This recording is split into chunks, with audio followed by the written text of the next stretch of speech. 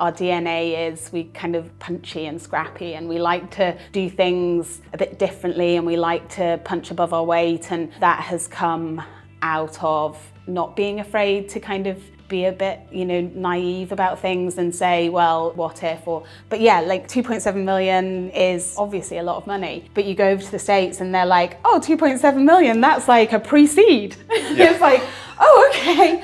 We're powering bookings in 167 countries, which is like 80 something % of the world, which is wild. Like when we found that out, we were like, oh my gosh. I'm sat here in Silicon Valley. I could build any software I want or buy any software I want, and I'm being told that you have the best scheduling solution in the world. There's a pinch me moment, and you're like, this is like a big four, like huge. We do bookings for people who I'm not allowed to talk about, that like super sexy brands. If you have been enjoying listening to the stories of entrepreneurs across Edinburgh, then why not subscribe? If you're on YouTube, you can hit the red button down below and hit the bell to get notifications. Or if you're listening on Spotify or Apple, then subscribe to the podcast. We hope you enjoy the show. Leah, so great to have you on the Edinburgh Business Stories. Thank you so much. Let's go back to the beginning. Before we do that, tell us about your business just now. Award-winning as of yesterday as well. So just tell us a little bit about your business. Thank you so much. So Appointed is an online booking and scheduling solution that helps businesses connect with their customers wherever they are. So whether that's on their website, on their social media, on a QR code on a leaflet, and then turn that interaction into a kind of meaningful either face-to-face or maybe an event, really whatever the business wants to drive that interaction with their customer. And we work in a whole host of different sectors, but predominantly in the retail sector. So a number of our clients are in the retail sector. We work with people like Frasers Group, Harrods, Liberty, lots of kind of big.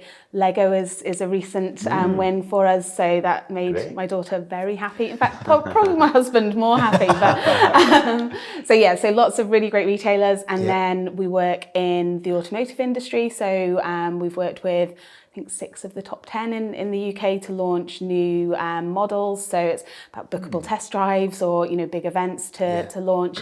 And then we do all sorts in like professional services, financial services. So a really varied kind of client list, and then lots of amazing inspirational small businesses who use us as kind of the backbone of their business. And I founded the company initially in 2011, although it kind of stayed as a bit of a passion project, hobby, kind of millstone for a number of years. And I worked with an agency to build a kind of first version of the software.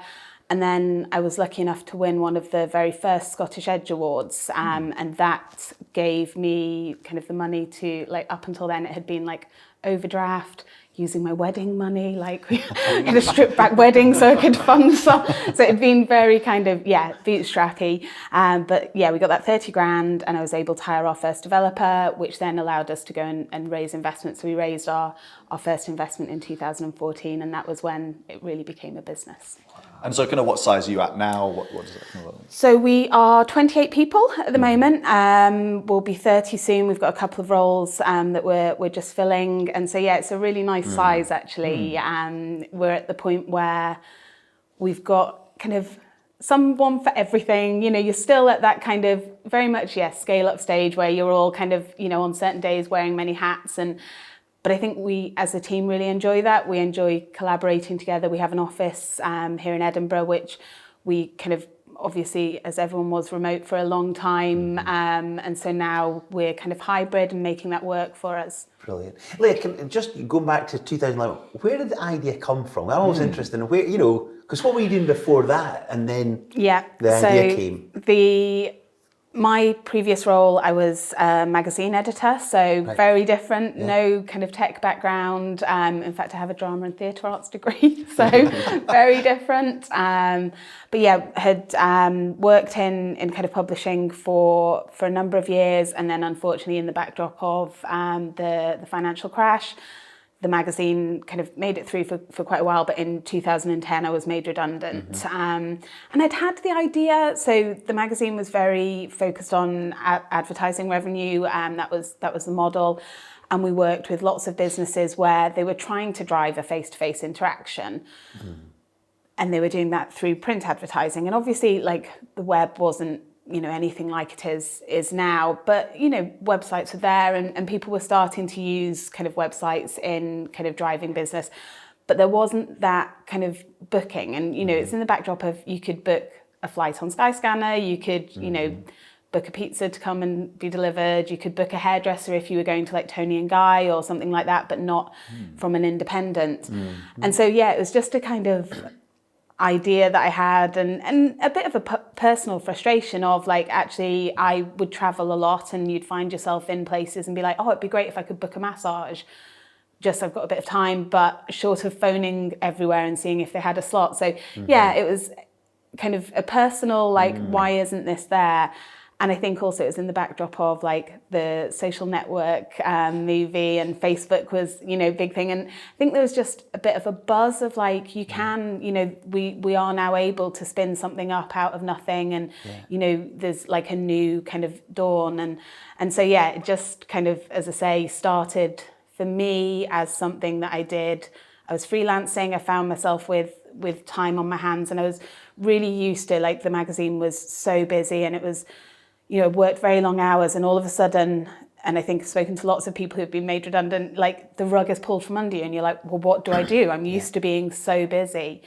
And so I filled that void with kind of, can I create this business? And then I just think I was really lucky in the timing of it, because there was this buzz around things. There was, I was part of Entrepreneurial Spark, which had just started here in Scotland. So I got accepted onto that program, and so then I was surrounded with other people doing crazy things that shouldn't exist. But and it just kind of felt like a kind of building of momentum that gave me kind of the tenacity that you need, and you're surrounded by other people who are kind of don't have the money to do things, don't have the skills, and you're all just trying to get through it together. And so that was my early journey, and then went on to hire people, and it became a lot better. But And did you hire people in that kind of first 3-year phase before the investment? Were you building the team during that stage, or did it?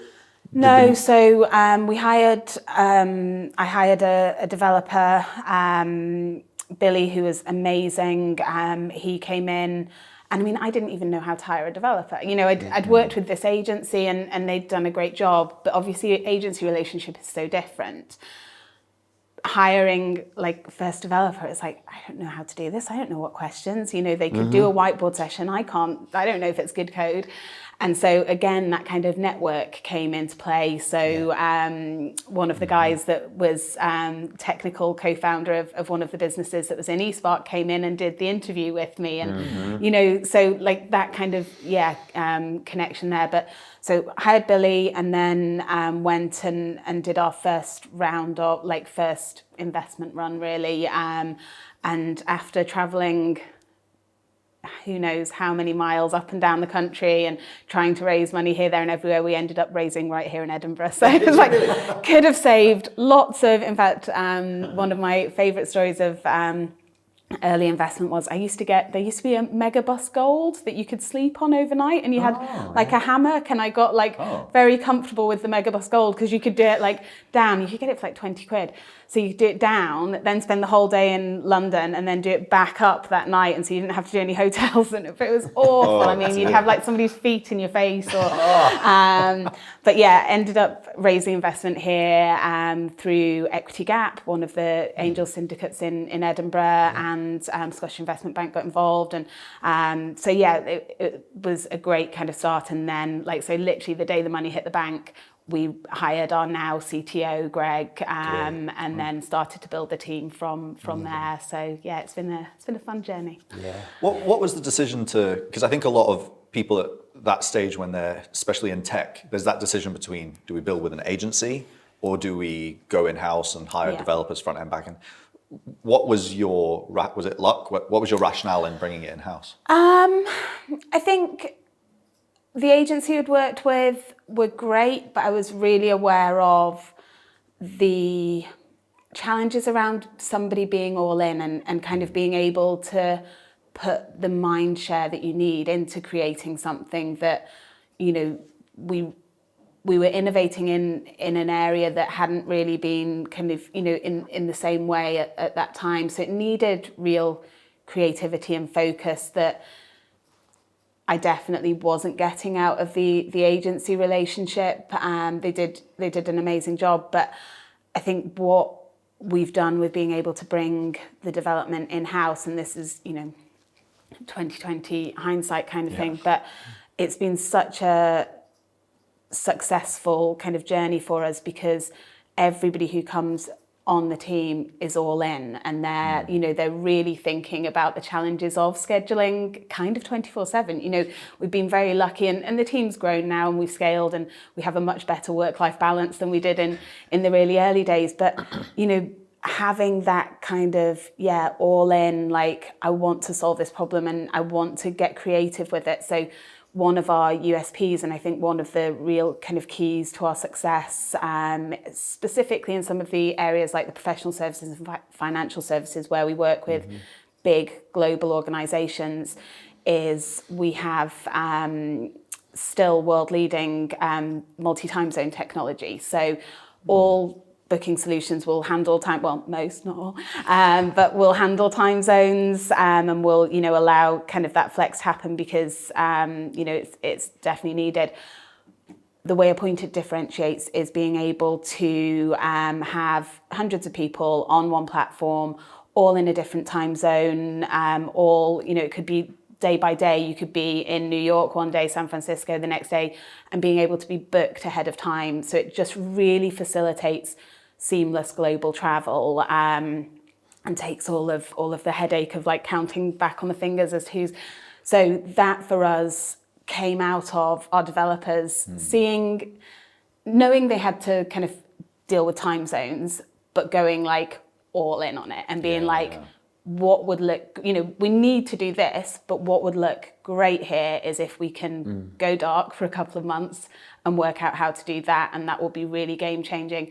And I think for me as a like founder, that felt such a, like it was such a joy to have people like taking that creativity and being like, we could do this, you know, because I you know, I don't have a technical background. And I think in some ways that's good because you don't think about the technical challenges. You go, could we do this? But I felt so lucky to have a technical team who think about those kind of challenges and think about like, you know, what could we do that would be like next level? And I just don't think you can get that from an agency because that's not really their remit. It's not their way of doing things necessary, you know, in a more traditional relationship. So for me, like having that team, and our CTO is amazing. He's put in some really cool ways of working. So we have great retention, obviously. You know, it's hard to hire great technical people. And I think the way that we've been able to build that team and retain that team is they're really empowered to use like the latest technologies. We really encourage that kind of ownership and innovation. We use a development methodology called Shape Up, which was developed by 37 Signals, so the team behind Basecamp. We use Basecamp. So. Cool. Yeah. Well, so they build, they've kind of developed this, and you should look into it. There's a free book online if you Google it. But essentially Shape Up, you just do a very kind of loose pitch document, really. It's kind of fat marker sketches and just problem statements, and it's not kind of a big, deep project plan, but it's of the problem that you're going to solve for your customers. So it's very kind of, you know, here's a vertical slice of a problem that we think we can solve in whatever so we run to a 6-week build schedule and then a 2-week cool down. And then that goes to, so we'll build up a few of those, and that goes to the betting table, which is the C-suite and a couple of people from the product team, and we'll bet on where we want to place our bets for that. You know, so this squad is going to go and solve this problem in 6 weeks, and so it's really like it's super agile. It's really customer driven, and it's really creative. And I think like that for me has just been such a privilege to work in that way, and such a creative and fun way, and it keeps us really kind of laser focused on the customer and like building the best product possible. So yeah, I think like I've absolutely loved having our development in-house, and yeah, it's all still in-house, all still here in Edinburgh, and yeah, it's super fun. And Leah, permission to boast here. What's your kind of skill then? Because you've come into a very tech kind of laden world, but you're not from a tech background. But you've managed to kind of assemble a team, and I've got so many questions. But global businesses that are using your technology. Yeah. So how have you done it? I don't know. I think so. My skill. I think one of the things I said earlier. I think in a way it's good not being a technical person. Yeah. Because it's really allowed me to just ask seemingly stupid questions, or sometimes actually stupid questions. But, that kind of curiosity and vulnerability, and not being afraid to like say, well, could we do this? Or I see what you're doing there, but what if we did it this way around? And so like that, I think friction and collaboration and just, it's unlocked creativity, especially in the early days when we had, so few resources. So you had to think about things differently. And we always, I think, appointed as an organisation, our DNA is we're like punchy and scrappy, and we like to do things a bit differently, and we like to punch above our weight. And I think, that has come out of not being afraid to kind of be a bit, naive about things and say, well, what if? And so, that I think has definitely helped. And I think just getting great people around you, so I think I've been fantastically lucky in that. But I guess when I look back, there are times where I've needed to follow my gut, and that has been the right thing. So like with the investors that we work with, they're amazing. They're so supportive. Like the time zone technology that I was talking about earlier, that was really early on. I think it was like our second round of investment, and still a small round. And we were like, we want to go and do this like big kind of brave thing, and we don't know if it's going to succeed, and we're going to have to go dark. Like it's a risk, and you've just given us this money, and they backed us for that. And I think when we were at the point of choosing investors, we didn't have lots of people to choose from, but I made the right choice. And, when we hired Greg, who's now our CTO, he was like pretty much just out of uni. Like he'd had jobs, and he'd worked in Berlin. And but he's just an amazing person. So I've been able to build a team of just people who are way better than I am. So that's good. Nice. That's my superpower, finding amazing people and then hiding behind them. Amazing. Yeah. So raise money, investment one, investment two. The US market, what's that been like for you? Really interesting. So we have raised over the life cycle of appointed 2.7 million. So a lot of money in Scotland. But I was in New York a couple of weeks ago. I was part of a Scottish government funded programme where they sent 14 startups and scale-ups over to New York for Tartan Week, which was amazing. Like it was so good. I was looking forward to the trip, but actually just doing things like, so we went in the tartan parade, and we like walked down the street, and there's everybody at the side of the streets with like saltires and tartan. It was just like the love for Scotland in the middle of New York, and you're like walking past Radio City and all of these like landmarks, and everyone was cheering. So it was so fun. But like 2.7 million is, obviously a lot of money. But you go over to the States and they're like, 2.7 million, that's like a pre-seed. It's like, okay. So that scale is just so different there, isn't it? For us, we've been super lucky because, again, I feel like I'm talking about our time zone technology a lot. We don't, it's a great piece of tech, but I don't normally talk about it this much. But the reason it's important here is it really unlocked the US market for us, kind of product first, rather than us having to go and say, we're going to go and crack the US. And, by no means have we, as still largely our revenue mostly comes from the UK, although we're powering bookings in 167 countries, which is like 80 something percent of the world, which is wild. Cool. Like when we found that out, we were like, oh my gosh. So very global business, but the US was unlocked because of our time zone technology, because we work with 2 of the big 4, and one of the big 4 we'd pitched in London, and then the project had fallen apart. They kind of decided to do something different.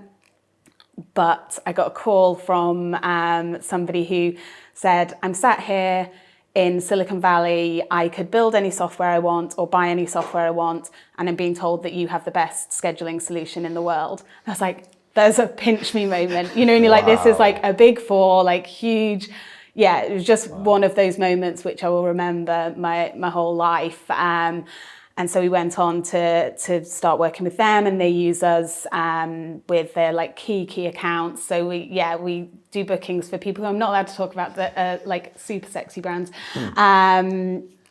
But yeah, being able to have the product unlock rather than us have to go and try and make a noise in a big kind of, and so that has helped us to unlock other people in the US. And actually one of my early kind of fun contract negotiations, like back in the day when I was like doing everything, was like a LA law style, like we were in our boardroom because we moved to a bigger office, and we shared it with another startup, but it was like early days of us having like a boardroom. Usually we'd be like in CC Bloom's in a booth at the back trying to do a call. But I was on like speakerphone with the legal team at Iron Mountain, actually, who are one of our early kind of big corporates in the US.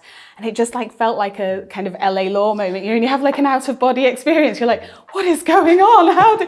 Because just, to like cast back to kind of your question about the idea, never in a million years when I kind of had that initial idea did I think, like big, enterprises like Iron Mountain or Big 4 consultancies will use this. And so I think that's how, the people who have come and added so much value and creativity, and together we've kind of been able to create something that's much bigger than I would have ever thought, much bigger than kind of the sum of our parts, which is fab. And how does that work then? Because it's interesting, you hear of people kind of talk about how, they look back and say, I dreamt about this day, I knew it would happen, I pictured it in my mind. Whereas you're saying you never maybe imagined. No. So what were you thinking back in the early stages? And I think for me, I'm a big believer in kind of just putting one foot in front of another and keeping going and trying to like have the best intent, work as hard as you can,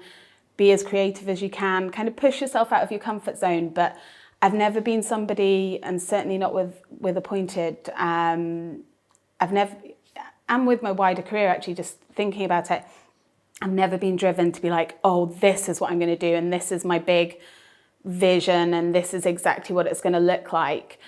And, whether that has been good or bad, I mean, definitely, we have a vision and we have a mission and all of those kind of things, but it's always been much more ethereal and much more about kind of trying to make the biggest and most positive impact that we can, rather than something that is very like, we are going to go and we're going to, be whatever.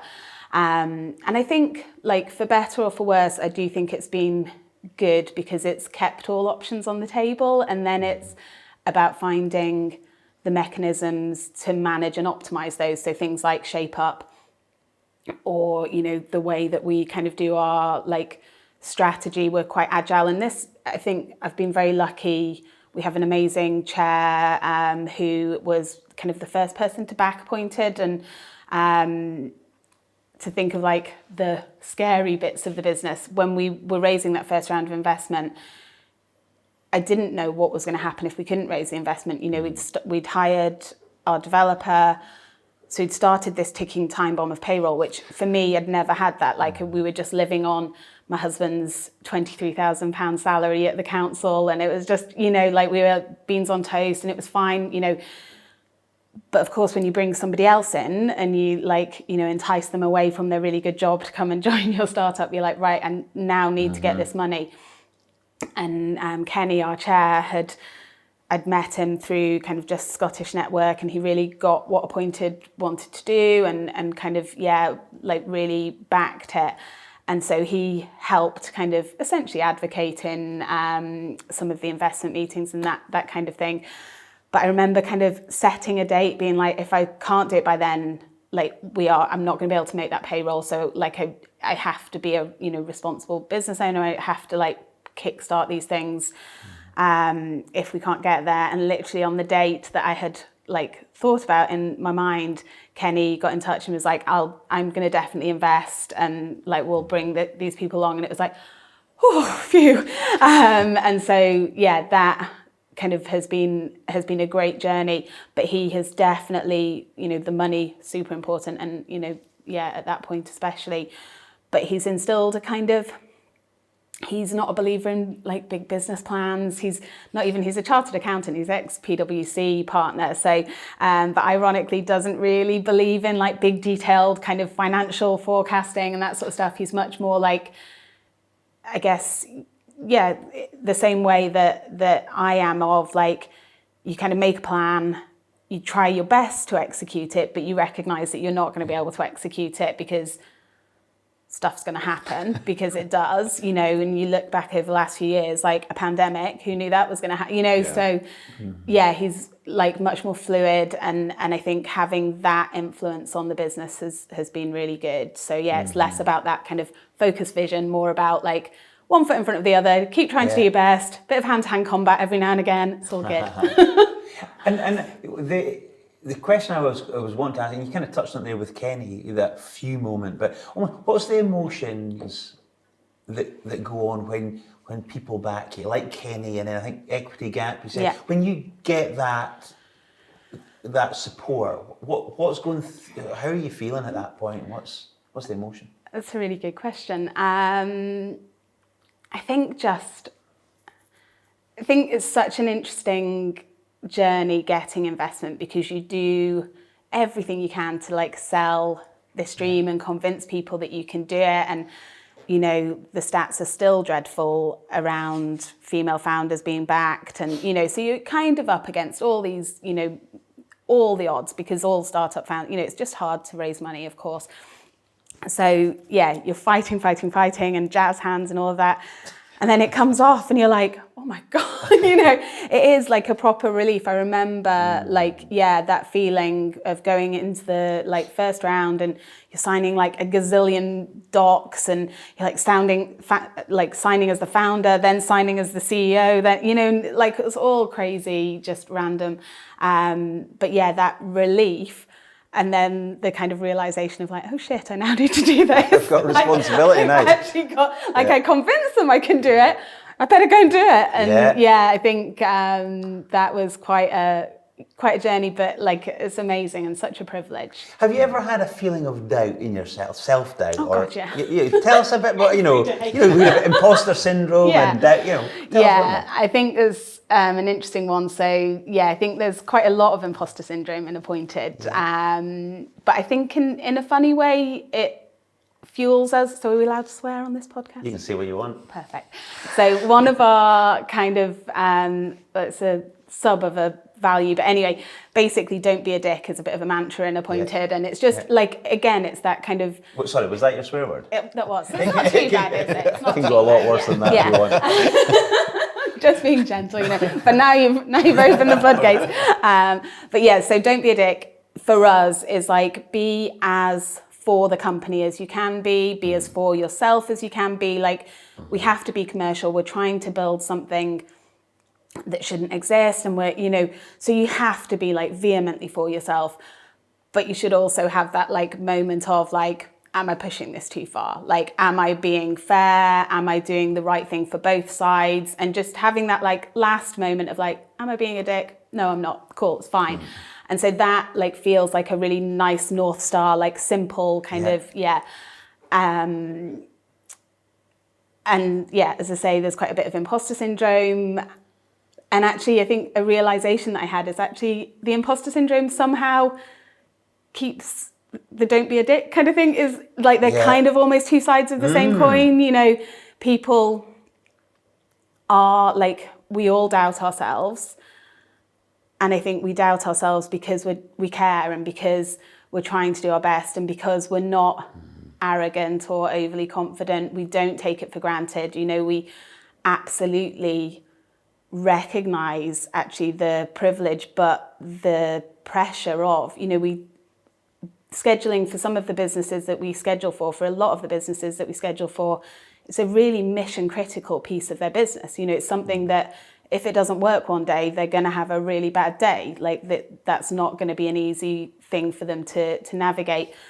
And that's really important. So having that imposter syndrome almost keeps you right and keeps you thinking around corners or what could happen. And so I've learned to accept, there was a time when I was like, if I could have one wish, I would just banish the imposter syndrome from us all and, allow us to be more bullish and confident. And, you go to the US and, is pitching out there and it's just a very different way. They don't want to hear that imposter syndrome. They don't, because to the American audience, that is seen as kind of a lack of confidence and so if you don't back yourself, why would I back you kind of thing. Whereas I think in the UK we're much more understanding of it, aren't we? And we're like, okay, they've got a healthy self-doubt, they've got a self-awareness but the imposter syndrome is hard. And I think it's, we work with some of the world's best brands and you can get overawed when you're kind of going oh my gosh, this is a brand that I grew up with, or,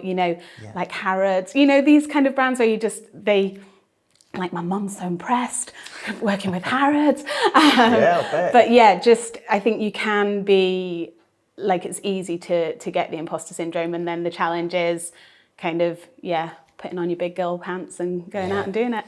I find it interesting that, how you use that almost as a strength as well. It keeps you humble, I guess. It keeps you from being a dick.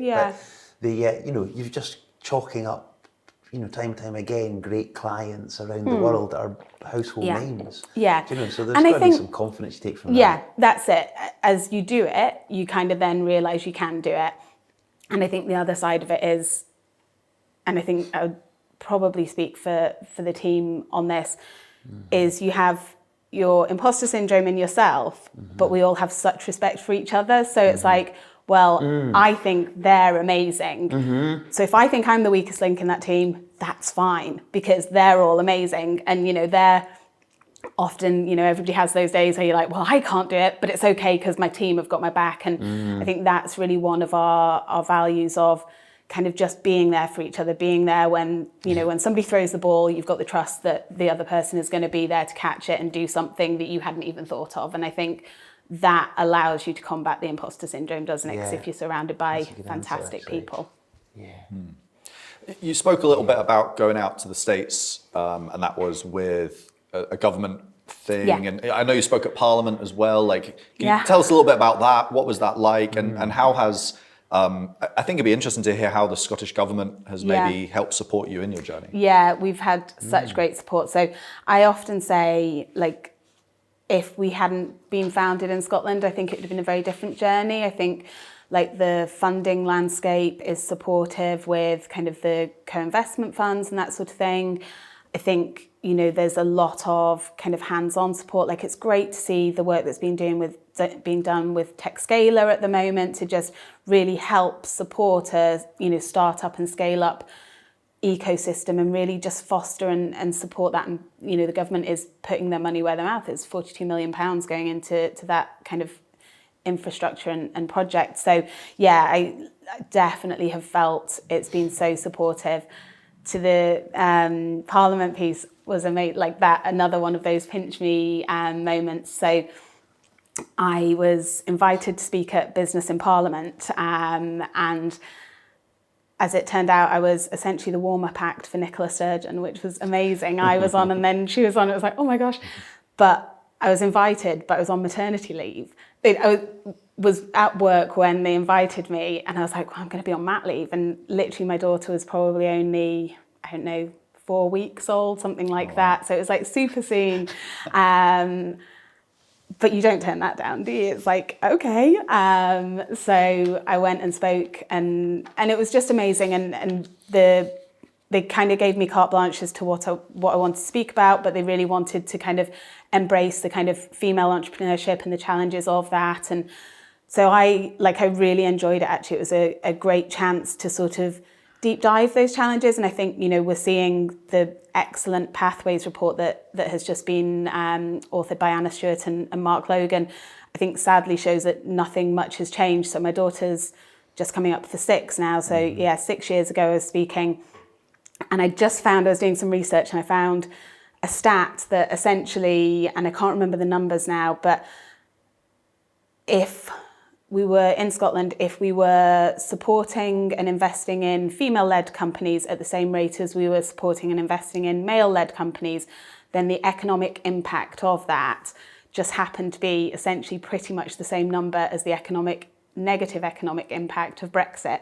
So I was like, if we started supporting women in that same way, we could just eradicate the challenges that we've caused with Brexit. And so that was a really interesting aha moment for me. And I just felt so lucky to get the kind of stage and the platform to talk about that. And it was aired online. It was live for people to be able to. So I've got this gorgeous picture of my daughter laid on our bed watching it on my laptop. My husband was, took a picture of me speaking at Parliament. So it was an amazing opportunity. And the trip to New York recently was fantastic. I mean, the companies that we travelled with, the cohort was just so inspiring, people doing amazing things, literally. So electric vehicle charging that kind of can pop up from the street, so it can be flush to the ground and pop up. And he was raising $60 million and big ideas.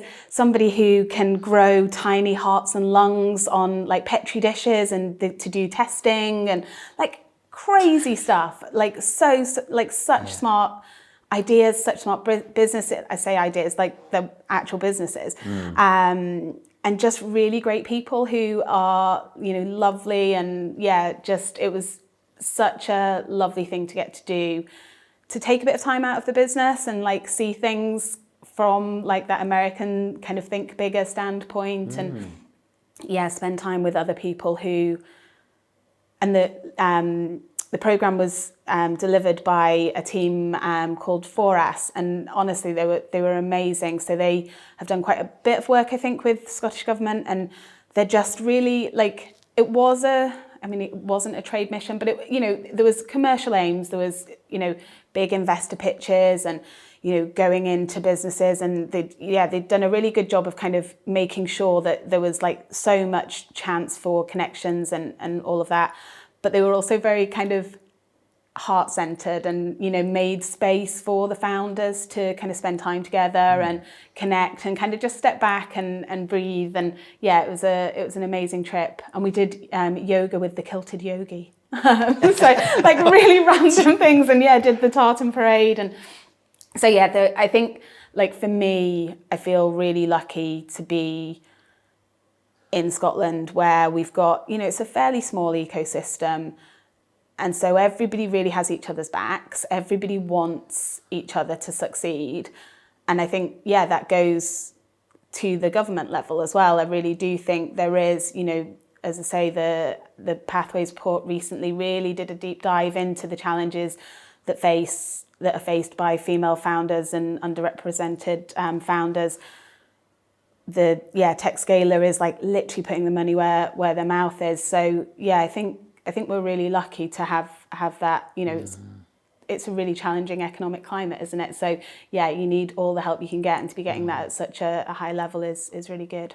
You've got great people skills. So it seems like the network that you've kind of put yourself into, the opportunities that you grab in terms of speaking.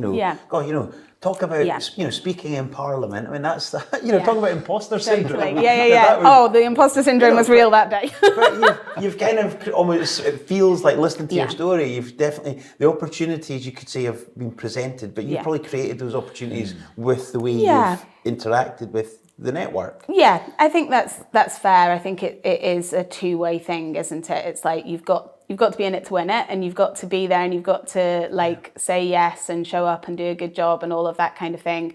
But I do think it comes from a real kind of a goodwill and a good intent from everybody in the ecosystem. You know, you look at the impact of a company like Skyscanner, you know, Skyscanner being founded in Edinburgh, I think has been one of the biggest things that could happen for like startups and scale-ups in this country, because not only did they create lots of wealthy people with an amazing unicorn exit, they also put loads of like, you know, real startup and scale up wisdom into the ecosystem. And so people know how hard it is. People, you know, we're lucky, Gareth Williams is one of our biggest investors and is such a supporter and a challenger. And, you know, like I know that I can like bounce ideas around and get really robust challenge and that sort of thing. And yeah, as I say, Mark Logan kind of heading up all of the tech scaler and being Scotland's chief entrepreneur, and just, you know, all of the people that built that company are now in our ecosystem and supporting us. And I do think they know how hard it is, and so they want to help. And that has fostered a lot of goodwill and good intention. And it's, I think, taught the companies how they should, you know, shown us the way in how you can do things, but also shown us that you do have to support each other and you do have to open doors, put a hand up or whatever. So yeah, I think we're really lucky. There's a good ecosystem. Yeah, I think we've got what kind of quick fire questions, but for me it's like the abundance.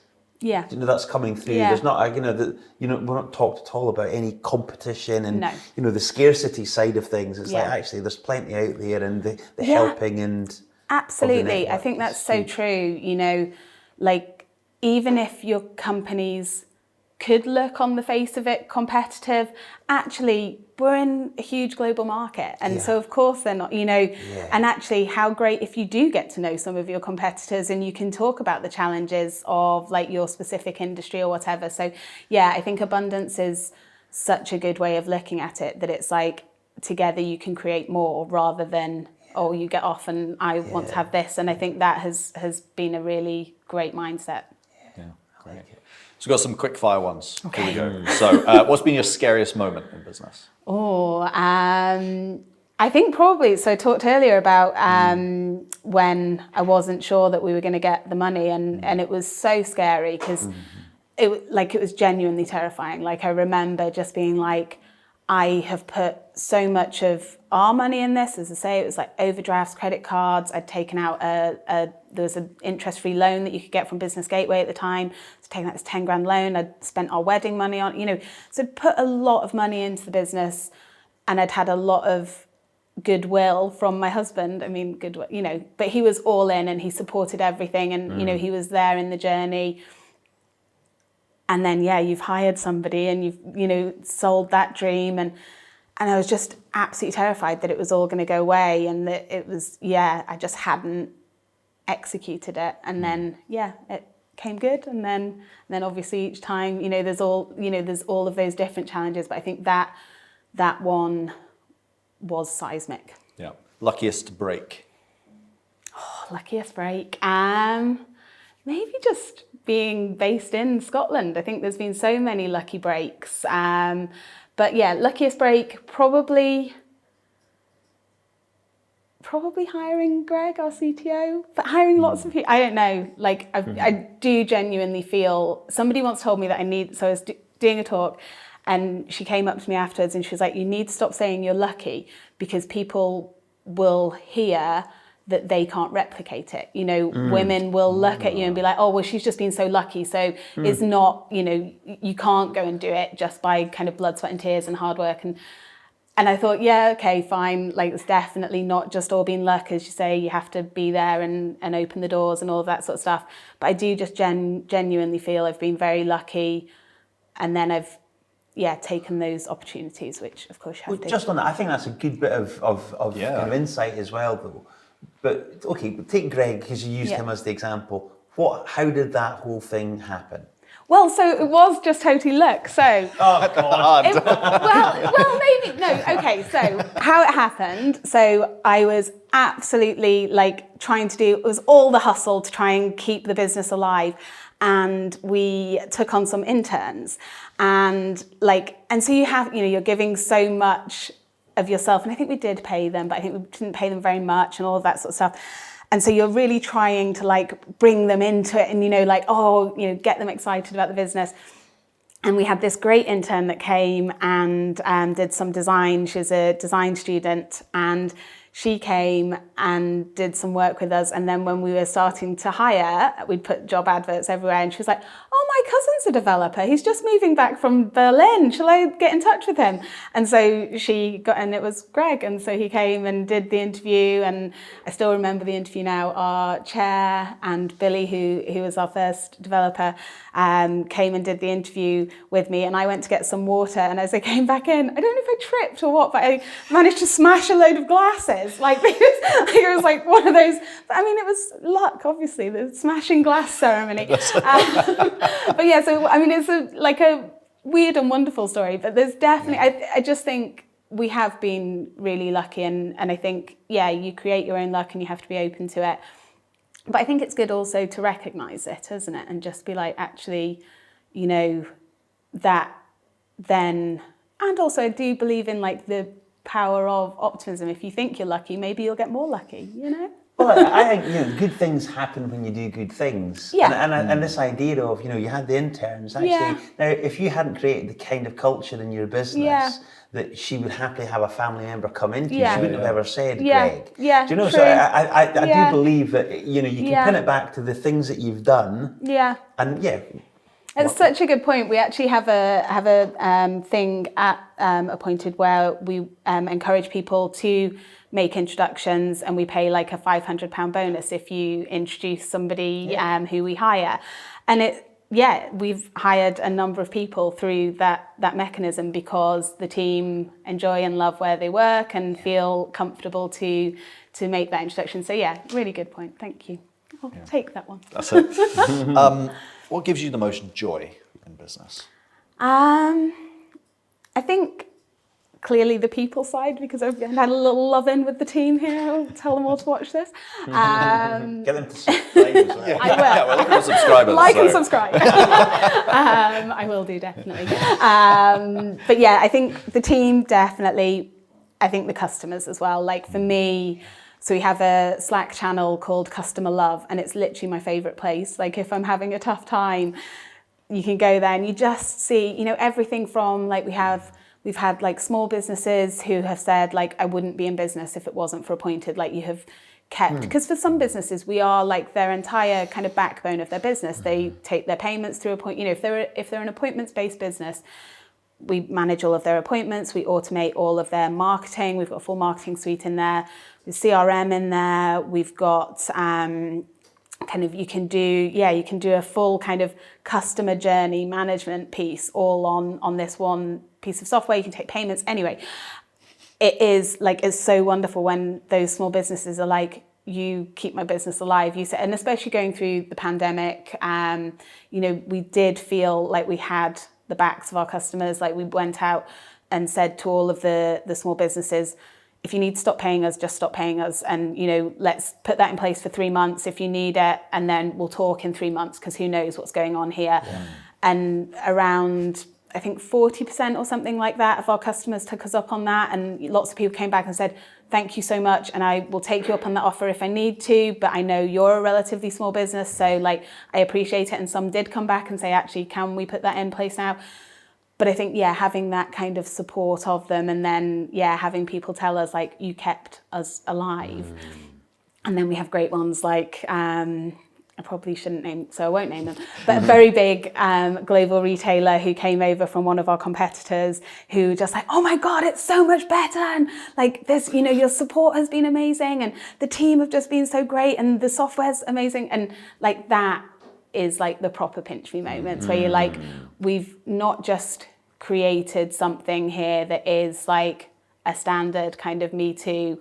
We have done something really quite special, and our customers love it. And our customers are big global brands that we would never have even aspired to, and they're telling us that they really love it and they love the people who are delivering it. And so having that special relationship with our clients, and being able to get creative with them, having them come and say, could you do this? And then us being able to be like, well, yeah, we can, and we'll deliver it in 8 weeks or whatever. And, we can't always do that, but sometimes we can. And yeah, I get such a buzz from that. And I think it's what keeps me going, because it is hard, isn't it? Like, running a business is so hard, and it's so, it shouldn't exist, all of that kind of thing. So I think because I know we're doing something meaningful and we're doing it well, that's what gives me the energy. And I think the same for the team, that's what gives us the energy to go that extra 10% again and again, which, it's a nice flywheel. Yeah, amazing. This has been so great. We ask all our guests the final question, which is, what is your guiding principle in business? Well, I feel like I've learned a lot about myself during these talks. So, I think it is just have good intentions, do as well as you can, and keep kind of putting one foot in front of another. So it doesn't feel big and grandiose. It doesn't feel really punchy, but it is just doing the best you can and kind of trying as hard as you can to make a positive impact and make as big an impact as possible, but a positive one. So yeah, pretty simple, but just work hard and do good stuff. Yeah, amazing. Thank you so much for coming on. It's been so great to hear your story, and good luck as you continue to grow. Thank you so much. I've really enjoyed it, so thank you. Yeah. Thank you. Thanks, Leah.